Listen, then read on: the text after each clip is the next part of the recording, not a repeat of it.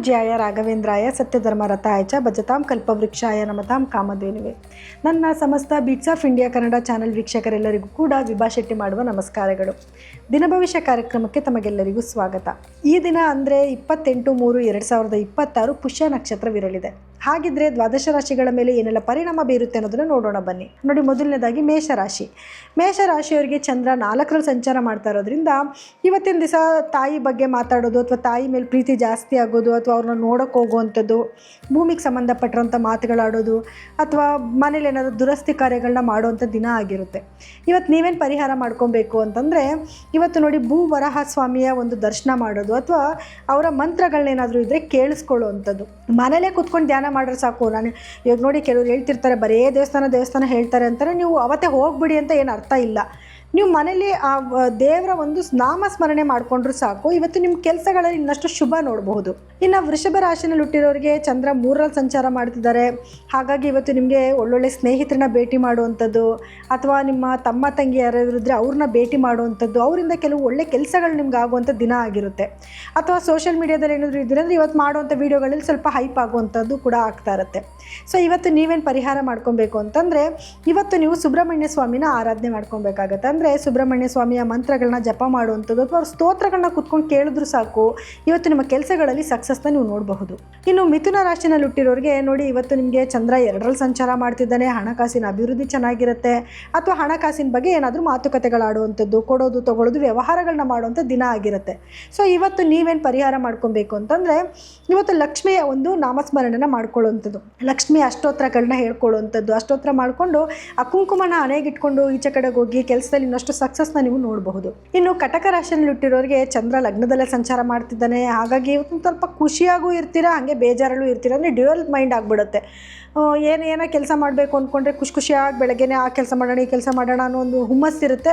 ಸಾಯಂಕಾಲದಷ್ಟೊತ್ತಿಗೆ ಅಯ್ಯೋ ಹೋಗಿ ಯಾರ ಕೈಲಾಗುತ್ತೆ ಮಾಡೋಕ್ಕೆ ಅಂದ್ಕೊಂಡ್ರೆ ಕೆಲಸಗಳನ್ನು ಕೂಡ ಕಂಪ್ಲೀಟ್ ಮಾಡಲ್ಲ. ಈ ರೀತಿ ಒಂದು ಸ್ವಲ್ಪ ಕನ್ಫ್ಯೂಷನ್ ಆಗ್ತಾ ಇರುತ್ತೆ. ಸೊ ಇವತ್ತು ನೀವೇನು ಪರಿಹಾರ ಮಾಡ್ಕೊಬೇಕು ಅಂತಂದರೆ, ಈಶ್ವರನ ಧ್ಯಾನ ಮಾಡ್ಕೊಳ್ಳಿ. ಧ್ಯಾನ ಮಾಡಿ ಅಂದ ತಕ್ಷಣ ಮೆಡಿಟೇಷನ್ಗೆ ಕೂತ್ಕೊಂಡ್ಬಿಡಿ ಅಂತ ಅಲ್ಲ.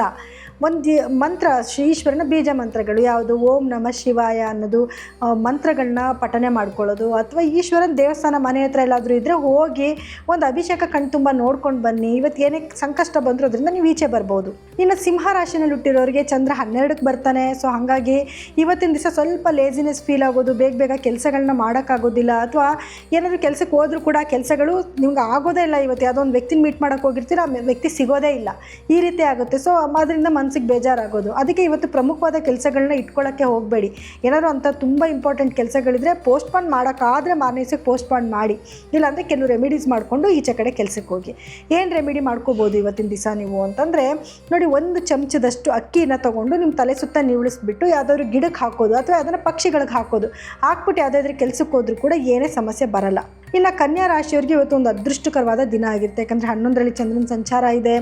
ಏನು ಕೆಲಸಕ್ಕೆ ಕೈ ಇಟ್ಟರು ಕೂಡ ಇವತ್ತು ನಿಮಗೆ ಲಾಭ ನೋಡುವಂಥ ದಿನ ಆಗಿರುತ್ತೆ. ಲಾಭ ನೋಡಿಬಿಟ್ರಿ ಅಂತ ನಾನು ಹೇಳಿದೆ ಅಂತ ಅಂದ್ಬಿಟ್ಟು ಇವಾಗ ನಿನ್ನೆ ನಿಮಗೆ ಒಂದು 1,000 ಸಂಪಾದನೆ ಆಗಿರುತ್ತೆ. ಇವತ್ತು ನಿಮಗೆ ಎಕ್ಸ್ಪೆಕ್ಟೇಷನು ಒಂದು 5,000 ಆಗಬೇಕಾಗಿತ್ತು ಅಂತ ಅಂದ್ಕೊಳ್ಳೋದಲ್ಲ. 1,000ಕ್ಕಿಂತ ಸ್ವಲ್ಪ ಜಾಸ್ತಿ ಆಗಬಹುದು. ಅಥವಾ ಯಾವುದೋ ಕೆಲವು ಕೆಲಸಗಳು ತುಂಬ ದಿವಸದಿಂದ ಆಗಿಲ್ಲ ಅನ್ನೋ ಕೆಲಸಗಳು ಆಗುವಂಥದ್ದು ಕೂಡ ಆಗುತ್ತೆ. ಇವತ್ತು ನೀವೇನು ಮಾಡಬೇಕು, ಇನ್ನೊಂದು ಸ್ವಲ್ಪ ಅದೃಷ್ಟ ಚೆನ್ನಾಗಾಗಬೇಕು ಅಥವಾ ಲಾಭ ಚೆನ್ನಾಗಾಗಬೇಕು, ಏನು ಮಾಡಬೇಕು ಅಂತ ನೋಡಿದ್ರೆ, ಇವತ್ತು ನೀವು ಈಶ್ವರನ ಧ್ಯಾನ ಮಾಡ್ಕೊಳ್ಳಿ ಅಥವಾ ಈಶ್ವರನ ದೇವಸ್ಥಾನಕ್ಕೆ ಹೋಗಿಬಿಟ್ಟು ಅದಾದಮೇಲೆ ಒಳ್ಳೆ ಕೆಲಸಗಳಿಗೆ ಹೋಗಿ ಇವತ್ತು ನಿಮಗೆ ಸಕ್ಸಸ್ನ ನೀವು ನೋಡಬಹುದು. ಇನ್ನು ತುಲಾ ರಾಶಿನಲ್ಲಿ ಹುಟ್ಟಿರೋರಿಗೆ 10ನೇ ಮನೇಲಿ ಚಂದ್ರನ ಸಂಚಾರ ಇರುತ್ತೆ.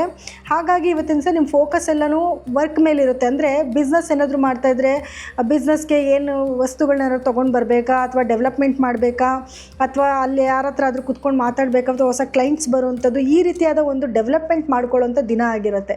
ಸೊ ಇವತ್ತು ನೀವೇನು ಮಾಡಬೇಕು ಅಂತಂದರೆ, 1 ಚಮಚದಷ್ಟು ಎಳ್ಳನ್ನ ತೊಗೊಂಡು ನಿಮ್ಮ ತಲೆ ಸುತ್ತ ನೀಳಿಸ್ಬಿಟ್ಟು ಅದನ್ನು ಗಿಡದ ಮೇಲೆ ಹಾಕ್ಬಿಟ್ಟು ಹೋಗೋದ್ರಿಂದ ಸಣ್ಣ ಪುಟ್ಟ ನೆಗೆಟಿವಿಟಿ ಆಗೋದು, ಕೆಲಸಗಳಲ್ಲಿ ಅಡೆತಡೆಗಳಾಗೋದನ್ನು ಖಂಡಿತವಾಗ್ಲೂ ತಪ್ಪಿಸ್ಕೊಬಹುದು. ಇನ್ನು ವೃಶ್ಚಿಕ ರಾಶಿಯಲ್ಲಿ ಇಟ್ಟಿರೋರಿಗೆ ಇವತ್ತು ತುಂಬ ಅದೃಷ್ಟಕರವಾದ ದಿನ ಆಗಿರುತ್ತೆ. ಯಾಕೆ ಅಂತಂದರೆ 9ನೇ ಮನೇಲಿ ಚಂದ್ರನ ಸಂಚಾರ ಇರುತ್ತೆ. ಏನು ಕೆಲಸಕ್ಕೆ ಕೈ ಇಟ್ಟರು ಅದೃಷ್ಟಕರವಾಗಿ ಬದಲಾವಣೆ ಆಗುತ್ತೆ. ಯಾರನ್ನ ಮೀಟ್ ಮಾಡೋಕ್ಕೆ ಹೋಗಿರ್ತೀರಾ, ಅಯ್ಯೋ ನಾನು ಅಂದ್ಕೊಂಡೇ ಇರಲಿಲ್ಲ ಈ ವ್ಯಕ್ತಿ ಸಿಗ್ತಾರೆ ಅಂತ, ಅಥವಾ ನಾನು ಕೆಲಸ ಮಾಡಿಕೊಡ್ತಾರೆ ಅಂತ ಅಂದ್ಕೊಂಡಿರಲಿಲ್ಲ, ಯಾವುದೋ ಅದೃಷ್ಟಪ್ಪ ಕೆಲಸ ಆಗೋಯ್ತು ಅಂತ ಖುಷಿ ಪಡೋ ದಿನ ಆಗಿರುತ್ತೆ. ಸೊ ಈ ಅದೃಷ್ಟ ಇನ್ನೂ ಸ್ವಲ್ಪ ಚೆನ್ನಾಗಾಗಬೇಕು ಅಥವಾ ಹೋಗಿದ್ದ ಕೆಲಸಗಳಲ್ಲಿ ಸಕ್ಸಸ್ ಆಗಬೇಕು. ಏನು ಮಾಡಬೇಕು ಅಂತ ನೋಡಿದ್ರೆ, ಇವತ್ತಿನ ದಿವಸ ನೀವೇನು ಮಾಡಿ ಅಂತಂದರೆ, ಲಕ್ಷ್ಮಿಯ ಆರಾಧನೆ ಚೆನ್ನಾಗಿ ಮಾಡ್ಕೊಳ್ಳಿ. ಅಂದರೆ ಲಕ್ಷ್ಮಿಗೆ ಮಲ್ಲಿಗೆ ಹೂವನ್ನ ಇಟ್ಟು ನಿಮ್ಮ ಪ್ರಾರ್ಥನೆ ಏನಿದೆ ಅದನ್ನು ಕೇಳಿಕೊಂಡು ಕೆಲಸಕ್ಕೆ ಹೋಗಿ ಆ ಕೆಲಸಗಳಲ್ಲಿ ಸಕ್ಸಸ್ನ ನೀವು ನೋಡ್ಬೋದು. ಇನ್ನು ಧನಸ್ಸು ರಾಶಿನಲ್ಲಿರೋರಿಗೆ ಇವತ್ತು ಅಷ್ಟಮ ಚಂದ್ರ ಇರ್ತಾನೆ. ಹಾಗಾಗಿ ಇವತ್ತಿನ ದಿವಸ ನಿಮಗೆ ಮೂಡೇ ಚೆನ್ನಾಗಿರೋದಿಲ್ಲ. ಏನು ಕೆಲಸ ಮಾಡೋಕ್ಕೂ ಕೂಡ ಏನು ಉತ್ತೇಜನನೇ ಬರೋದಿಲ್ಲ, ಅಥವಾ ಅಕಸ್ಮಾತ್ ಮಾಡೋಕ್ಕೆ ಹೋದ್ರೂ ಕೂಡ ಕನ್ಫ್ಯೂಷನ್ ಆಗೋದು, ಅಯ್ಯೋ ಯಾರ ಕೈಲಾಗುತ್ತೆ ಮಾಡೋದು ಅಂತ ಸೋಂಬೇರಿತನ ಬೀಳೋದು, ಈ ರೀತಿ ಆಗ್ತಾ ಇರುತ್ತೆ. ಇದು ನಿಮ್ಮ ತಪ್ಪಾಗಲ್ಲ, ಗ್ರಹಗಳ ಒಂದು ಸ್ಥಾನಮಾನ ಹಂಗಿರುತ್ತೆ. ಅಷ್ಟಮಕ್ಕೆ ಚಂದ್ರ ಬಂದಾಗ ನಿಮ್ಗೆ ಯಾವ ಕೆಲಸ ಮಾಡೋಕ್ಕೂ ಇಂಟ್ರೆಸ್ಟ್ ಇರೋದಿಲ್ಲ. ಮತ್ತು ಹೊಸ ಹೊಸ ಕೆಲಸಗಳನ್ನ ಮಾಡದೇ ಇರೋದೇ ಒಳ್ಳೆಯದು. ಯಾರಿಗೇ ಆಗಲಿ ಅಷ್ಟಮದಲ್ಲಿ ಚಂದ್ರ ಬಂದಾಗ ಒಳ್ಳೆ ಕೆಲಸಗಳನ್ನ ಮಾಡೋಕ್ಕೆ ಹೋಗಬೇಡಿ. ಇವತ್ತು ನೀವೇನು ಮಾಡ್ಕೊಬೇಕು ಅಂತಂದರೆ ಏನು ಬೇಡ, ಖಾಲಿ ನೀವು ನಿಮಗಾಗಿ ನೀವು ಯಾವುದಾದ್ರೂ ನೆಗೆಟಿವ್ ಥಾಟ್ಸು ಬರ್ತಾ ಇರಲಿ ಹೋಗ್ತಾ ಇರಲಿ ತಲೆ ಕೆಡಿಸ್ಕೊಳ್ದಿರ 10 ನಿಮಿಷ ನೀವು ಒಂದು ಟೈಮರ್ ಇಟ್ಕೊಂಡು ಧ್ಯಾನ ಮಾಡಿ ಸಾಕು. ಯಾವುದೇ ಸಮಸ್ಯೆಗಳು ಬಂದರೂ ಕೂಡ ಅದರಲ್ಲಿ ನೀವು ಒಂದು ದೃಢತೆನ ನೀವು ದಿನ ಮಾಡ್ತಾ ಮಾಡ್ತಾ ಮಾಡ್ತಾ ದೃಢತೆನ ನೋಡಬಹುದು. ಇನ್ನು ಮಕರ ರಾಶಿನಲ್ಲಿ ಹುಟ್ಟಿರೋರಿಗೆ ಚಂದ್ರ ನಿಮ್ಮ 7ನೇ ಮನೇಲಿ ಸಂಚಾರ ಮಾಡ್ತಿರ್ತಾನೆ. ಹಾಗಾಗಿ ಮನೆ ವಾತಾವರಣ ತುಂಬ ಚೆನ್ನಾಗಿರುತ್ತೆ. ನಿಮಗೆ ಪಾರ್ಟ್ನರ್ಶಿಪ್ಪಿನ ಬಿಸ್ನೆಸ್ ಮಾಡ್ತಾಯಿದ್ರೆ ಅದರಲ್ಲಿ ಸ್ವಲ್ಪ ಮಾತುಕತೆಗಳು ಚೆನ್ನಾಗಿರುತ್ತೆ. ನಿಮ್ಮ ಪಾರ್ಟ್ನರ್ ಜೊತೆಯಲ್ಲಿ ಗಂಡ ಹೆಂಡತಿ ಮಧ್ಯದಲ್ಲಿ ಮಾತುಕತೆಗಳು ಚೆನ್ನಾಗಿರುತ್ತೆ. ಇವತ್ತು ಏನೋ ಒಂಥರ ಒಳ್ಳೆ ಪ್ರೀತಿ, ಜೊತೆಲೆಲ್ಲ ಹೊರಗಡೆ ಹೋಗಬೇಕು ಅಂತ ಅಂದ್ಕೊಳ್ಳೋದು, ಈ ರೀತಿ ಅವ್ರ ಜೊತೆಯಲ್ಲಿ ಕಾಲ ಕಳೆಯೋದು, ನಿಮ್ಮ ಸ್ಪೌಸ್ ಯಾರು ಇರ್ತಾರೆ ಅವ್ರ ಜೊತೆಲಿ ಕಾಲ ಕಳೆಯೋ ದಿನ ಆಗಿರುತ್ತೆ. ಸೊ ಇವತ್ತು ನೀವೇನು ಪರಿಹಾರ ಮಾಡ್ಕೊಬೇಕು ಅಥವಾ ಇನ್ನೊಂದಷ್ಟು ಚೆನ್ನಾಗಾಗಬೇಕು ಏನು ಮಾಡಬೇಕು ಅಂತಂದರೆ ಲಕ್ಷ್ಮೀನಾರಾಯಣನ ದೇವಸ್ಥಾನಕ್ಕೆ ಹೋಗಿ ತುಳಸಿನ ಅರ್ಪಿಸ್ಬಿಟ್ಟು ಬನ್ನಿ. ನಿಮ್ಗೆ ಇನ್ನೊಂದು ಸ್ವಲ್ಪ ಖುಷಿಯಾಗಿ ಸಂತೋಷವಾಗಿ ಕಾಲ ಕಳಿಬೋದು. ಇನ್ನು ಕುಂಭರಾಶಿನಲ್ಲಿ ಹುಟ್ಟಿರೋರಿಗೆ 6ನೇ ಮನೇಲಿ ಚಂದ್ರನ ಸಂಚಾರ ಇರುತ್ತೆ. ಇವತ್ತು ನಿಮಗೆ ಸ್ವಲ್ಪ ಶತ್ರುಗಳ ಕಾಟ ಜಾಸ್ತಿ ಇರುತ್ತೆ. ಶತ್ರುಗಳು ನಿಮ್ಮ ಬಗ್ಗೆ ಏನೋ ಬೈಕೊಳ್ಳೋದು, ಏನೋ ಅಂದಿರ್ತಾರೇನೋ ನೆಗೆಟಿವ್ ಮಾತುಗಳು ನಿಮ್ಮ ಕಿವಿಗೆ ಬಿದ್ದು ಮನಸ್ಸಿಗೆ ಸ್ವಲ್ಪ ನೋವಾಗೋದು, ಅಥವಾ ಏನೋ ಮಾನಸಿಕವಾಗಿ ಸ್ವಲ್ಪ ಕುಗ್ಗೋಗುವಂಥ ದಿನ ಆಗಿರುತ್ತೆ. ಸೊ ಜಾಸ್ತಿ ತಲೆ ಕೆಡಿಸ್ಕೊಳ್ಳೋಕೆ ಹೋಗ್ಬೇಡಿ. ಯಾರು ಏನಂದ್ರೂ ಪರವಾಗಿಲ್ಲ, ನನ್ನ ಪಾಡಿಗೆ ನಾನು ಇರ್ತೀನಿ, ನನ್ನ ಕೆಲಸ ನಾನು ಮಾಡ್ತೀನಿ ಅಂತ ಮುಂದುವರಿಸ್ಕೊಂಡು ಹೋಗಿ. ಆವಾಗ ಯಾವುದೇ ನೆಗೆಟಿವಿಟಿ ಬರೋದೇ ಇಲ್ಲ. ಇನ್ನು ಪರಿಹಾರ ಏನು ಮಾಡ್ಕೋಬೇಕು ಈ ಥರ ಆದಾಗ ಅಂತಂದರೆ, ಇವತ್ತಿನ ದಿವಸ ನೀವು ಅಕ್ಕಿ ಪುಡಿನ ಅಂದರೆ ಅಕ್ಕಿ ಹಸಿಟ್ಟಿರುತ್ತಲ್ಲ ಅದನ್ನು ನೀವು ಇರುವೆಗಳಿಗೆ ಹಾಕೋದ್ರಿಂದ ಇವತ್ತು ನಿಮಗೆ ಒಂದು ಸ್ವಲ್ಪ ಈ ಥರ ನೆಗೆಟಿವಿಟಿ ಬಂದರೂ ಕೂಡ ಅದೆಲ್ಲನೂ ಕೂಡ ನಿಮಗೆ ಶಮನ ಆಗುತ್ತೆ. ಅಂದರೆ ನಿಮ್ಮ ತಲೆಗೆ ಹಾಕ್ಕೊಳ್ದಿರ ಅದನ್ನು ನೆಗ್ಲೆಕ್ಟ್ ಮಾಡಿ ಹೋಗುವಂಥ ದಿನ ಆಗುತ್ತೆ. ಇನ್ನು ಮೀನ ರಾಶಿನಲ್ಲಿ ಹುಟ್ಟಿರೋರಿಗೆ ಚಂದ್ರ 5ನೇ ಮನೇಲಿ ಸಂಚಾರ ಮಾಡ್ತಿದ್ದಾನೆ. ಹಾಗಾಗಿ ಇವತ್ತೊಂದು ಅದ್ಭುತವಾದ ದಿನ ಆಗಿರುತ್ತೆ. ಯಾರೆಲ್ಲ ಪ್ರೇಮಿಗಳಿದ್ದೀರಾ ಒಂದು ಪ್ರೀತಿ ಜಾಸ್ತಿ ಆಗುವಂಥದ್ದು, ಮತ್ತು ಮಕ್ಕಳ ಮೇಲೆ ಪ್ರೀತಿ ಜಾಸ್ತಿ ಆಗುವಂಥದ್ದು, ಗಂಡ ಹೆಂಡತಿ ಮಧ್ಯದಲ್ಲೂ ಕೂಡ ಒಂದು ಒಳ್ಳೆ ಬಾಂಡೇಜ್ ಕ್ರಿಯೇಟ್ ಆಗುವಂಥ ದಿನ ಆಗಿರುತ್ತೆ. ಇವತ್ತು ಇನ್ನೂ ಸ್ವಲ್ಪ ಖುಷಿಯಾಗಿರಬೇಕು, ಏನು ಮಾಡಬೇಕು ಇವತ್ತಿನ ದಿವಸ ಅಂದ್ಕೊಂಡ್ರೆ ರಾಧಾಕೃಷ್ಣರ ದೇವಸ್ಥಾನಕ್ಕೆ ಹೋಗ್ಬಿಟ್ಟು ಬನ್ನಿ, ಅಥವಾ ಹೋಗಿ ತುಳಸಿನ ಅರ್ಪಿಸ್ಬಿಟ್ಟು ಬನ್ನಿ, ಅಥವಾ ಅವರಿಬ್ಬರದ್ದು ಯಾವುದಾದ್ರೂ ಸ್ತೋತ್ರಗಳು ಬರುತ್ತೆ ಆ ಸ್ತೋತ್ರಗಳನ್ನ ಕೇಳಿದ್ರು ಕೂಡ ಇವತ್ತು ನಿಮಗೆ ಅಂದ್ಕೊಳ್ಳೋ ಕೆಲಸದಲ್ಲೆಲ್ಲ ಸಕ್ಸಸ್ ಸಿಗುತ್ತೆ. ಇನ್ನು ಇದಾಗಿತ್ತು ದ್ವಾದಶ ರಾಶಿಗಳ ಈ ದಿನದ ಫಲಾನುಫಲಗಳು. ನಾಳಿನ ಫಲಗಳನ್ನ ಹೇಳೋದಕ್ಕೆ ನಾನು ಮತ್ತೆ ಬರ್ತೀನಿ. ಎಲ್ಲರಿಗೂ ಕೂಡ ನನ್ನ ಧನ್ಯವಾದಗಳು.